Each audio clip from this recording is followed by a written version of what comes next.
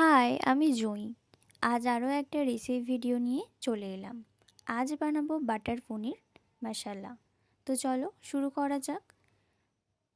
প্রথমেই কড়াইতে পরিমাণ মতন সাদা তেল অ্যাড করব। তেলটা ভালো করে গরম হয়ে গেলে কিউব করে কেটে রাখা পনিরগুলো ভেজে নেব। খুব বেশি ভাজবো না, সিম্পল হালকা করে ভেজে নেব। ওই তেলেতেই এলাচ, লবঙ্গ, রসুন, শুকনো লঙ্কা, পেঁয়াজ, টমেটো ভালো করে দিয়ে নাড়াচাড়া করে নেব।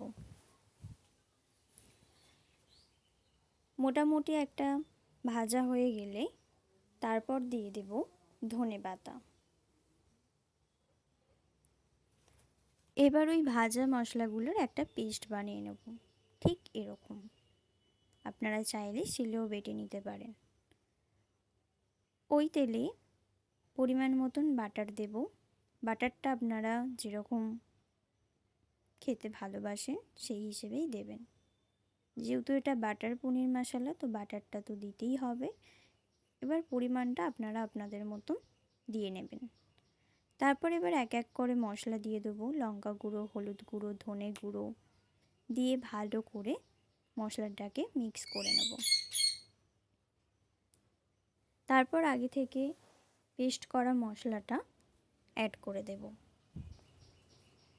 পরিমাণ মতন চিনি আর পরিমাণ মতন নুন অ্যাড করব। ফুটে গেলে ভেজে রাখা পনিরগুলো দিয়ে দেব। পনিরগুলো দেয়া হয়ে গেলে ভালো করে একটু আবার মিক্স করে নেব।